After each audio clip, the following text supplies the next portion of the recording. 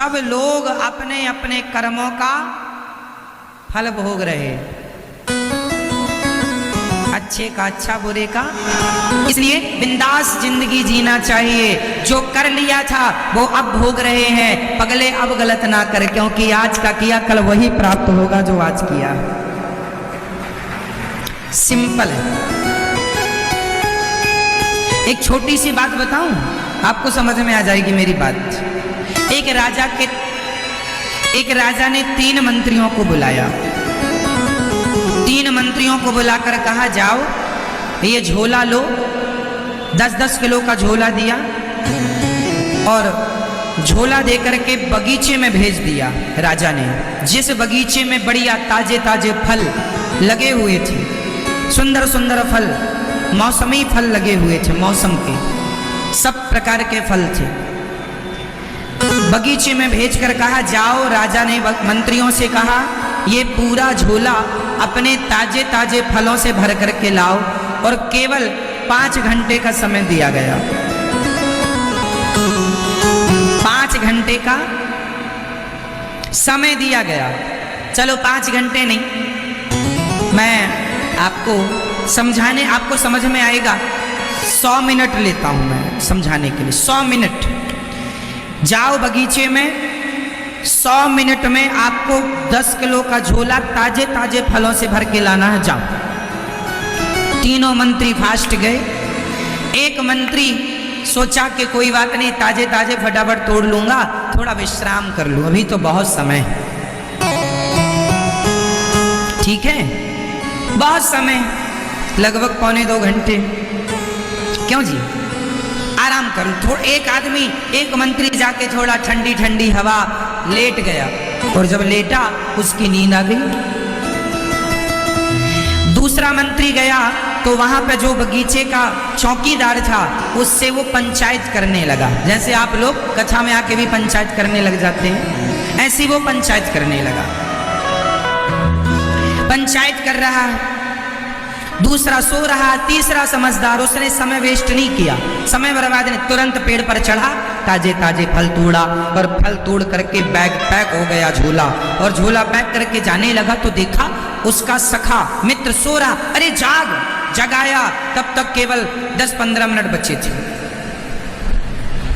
उसने अब ताजे फल तो तोड़ नहीं पाया, जो हवा से गिर गए थे, जल्दी जल्दी भरा, सड़े ताजे जो मिले वो फल भर लिया।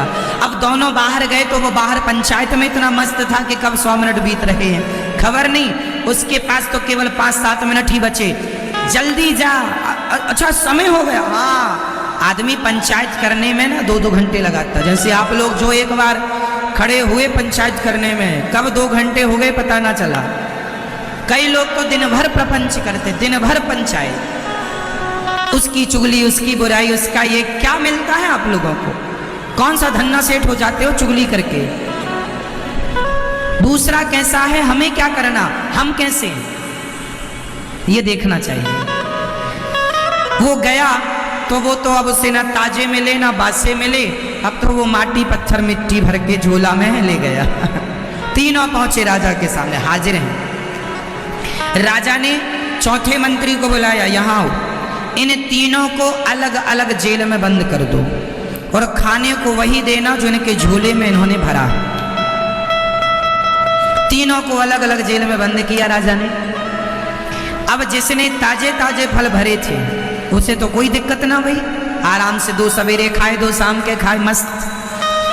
दूसरा जो सो रहा था, जो सोवत है वो खोवत है, जो जागत है वो, इसलिए ज्यादा ना सोया करो। सवेरा हो गया, 4 बज गए, 5 बज गए, जागो, सवेरे का सूर्योदय देखो, सवेरे भगवान सूर्य को नमस्कार करो, जागो, उठ जाग मुसाफिर भूर भई अब रैन कहाँ तू सोबत है। भगवान का चिंतन करो, शांति। सो रहा था, सड़े फल भर लिया। अब सड़े फल खाया तो बीमार पड़ गया। अब बीमार पड़ा, चिल्ला रहा, मुझे यहाँ दर्द हो रहा, पेट में दर्द है, यहाँ दर्द है। अब बताओ उसके दर्द का जिम्मेदार कौन है? जोर से, जोर से, कौन? वो स्वयं। और तीसरे की हालत सबसे ज्यादा डाउन थी, पंचायती। और कर ले पंचायत। वो फल न भर पाया, माटी पत्थर, उसको लगा राजा टाइम पास करने के लिए भेजे।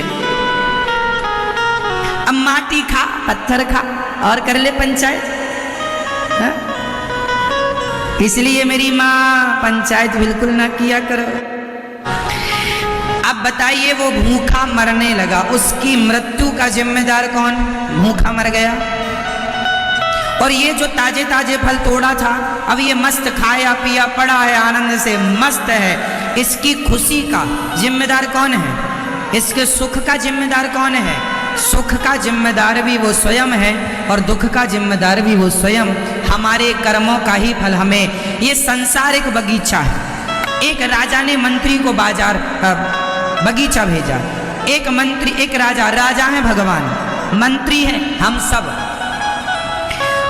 हमें एक झोला दिया भगवान ने और कितने मिनट का समय दिया? 100 साल की उम्र देकर भगवान ने आपको संसार के बगीचे में भेजा है। जाओ अच्छे अच्छे कर्मों के फल समेट समेट करके लाओ।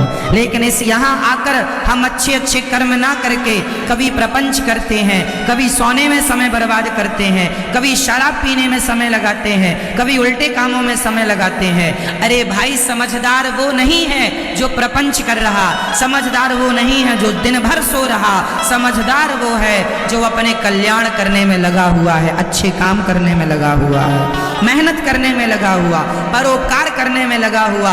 क्योंकि यहाँ सदा कोई ना रहेगा, सदा ना रहा है, सदा ना रहेगा जमाना किसी का। बताओ आप अभी और कितने दिन रहोगे संसार में? नहीं मालूम, हमें मालूम है, हमसे पूछ लो। आपको नहीं मालूम, हमें मालूम है। हम बता देंगे आप कितने दिन तक रहेंगे, कितने दिन रहेंगे आप लोग। आप लोग ये ना कहा करो हमें मालूम नहीं है, आज हम बताएंगे आपको मालूम हो जाएगा। आप लोगों को ज्यादा से ज्यादा 80 साल, 90 साल और ज्यादा तो 100 साल, इससे ज्यादा क्या? 100 साल से ज्यादा जी पाओगी मेरी माँ डालडा घी खाने वाली मैया? नहीं। रिफाइंड का तेल खाने वाले 80 जा पाएंगे? अब पिज्जा बर्गर खाने वाले अब कहां तक पहुंचेंगे? आप देख लो। वो पुराने जमाने में शुद्ध घी खाने वाले 100 पार कर गए। अब वो शुद्ध घी नहीं है। तुम गाय पालते ही नहीं, सेवा करते नहीं तो शुद्ध मिलता नहीं। बाजार में जो दूध मिलता है मलाई निकाल के मिलता है, अर्थात वो क्रीम निकाल लेते हैं, मक्खन पहले निकाल लेते हैं। वो के खा के तुम कितना जियोगे?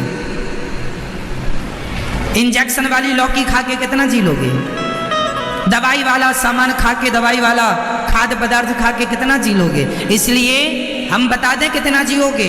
बहुत तो बहुत 80 साल, और लो तो 90 और 95 तक तो चले ही जाना। 100 तक रह गए तो घर वाले कहेंगे हे भगवान उठा लो, इन्हें उठा लो, तुम्हारे नाम की प्रार्थनाएं चालू हो जाएंगी। इसलिए समय से मर जाना भी समझदारी है। क्यों मेरी माँ? समय से मर जाना समझदारी है। बहु जीना बहु जोतना क्यों ना मुसीबत होए, कहावत बुजुर्गों की है। बहुत जीना भी मुसीबत है। मर ही नहीं रहा है आदमी, 100 साल हो गए फिर भी नहीं मर रहा। बहू जहां जाती है हे भगवान ससुर जी को उठा लो, बेटा जहां जाता महाराज ऐसा आशीर्वाद दो, फलाने चले जाए। 100 साल पार हो गए, खटिया में सब मलमूत्र हो रहा है, थक गए करते करते। ऐसा जीवन भी 100 साल जी के करोगे क्या?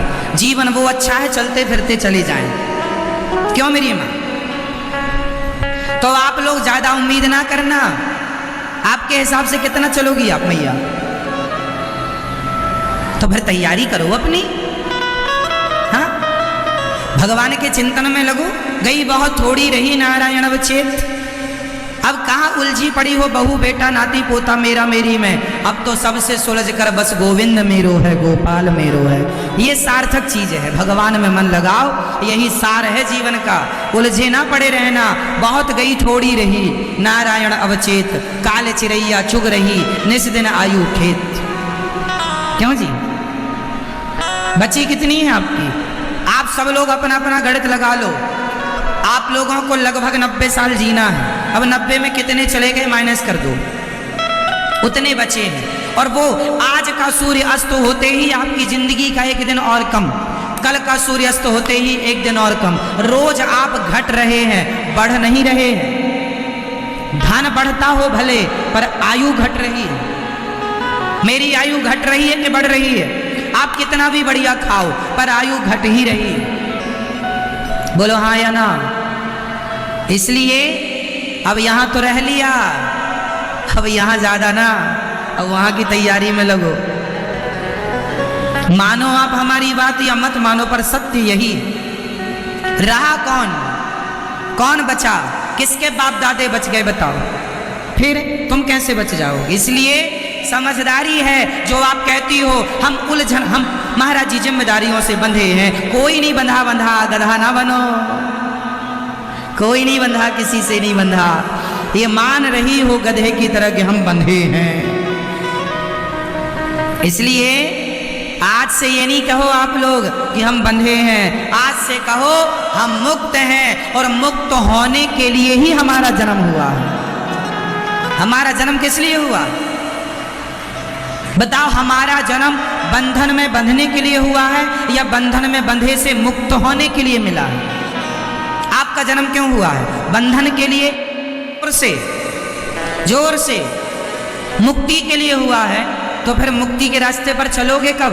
मुक्ति सब चाहते हैं, पर मुक्ति के रास्ते में चलना कोई नहीं चाहता। मुक्ति सबको चाहिए, फ्री में मिल जाए तो रख लेंगे, करना कुछ ना पड़े।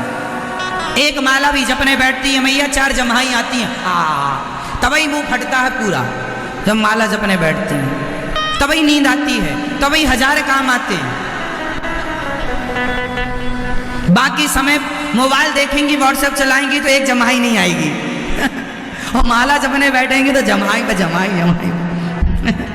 नींद आने लगेगी माला जपने में, और व्हाट्सएप चलाने में आई नींद भाग जाएगी। यही तो माया है, समझो इन बातों को। आपके अंदर जो पाप घुसा है, आपके अंदर जो कलयुग घुसा है, वो नहीं चाहता कि आप पुण्य करो, वो आपको रोकता है कि पापी ही बने रहो। वो जो कलयुग है ना, एक्चुअली वह यमराज जी का एजेंट। यमराज जी से वो लेता देता रहता है कि हम ज्यादा तुम्हारे यहां भेजते रहेंगे, स्वर्ग बैकुंठ खाली कर देंगे, वहां कोई जाएगा ही नहीं, क्योंकि आप सब उल्टे काम करके मरेंगे तो सब नरकगामी बनेंगे।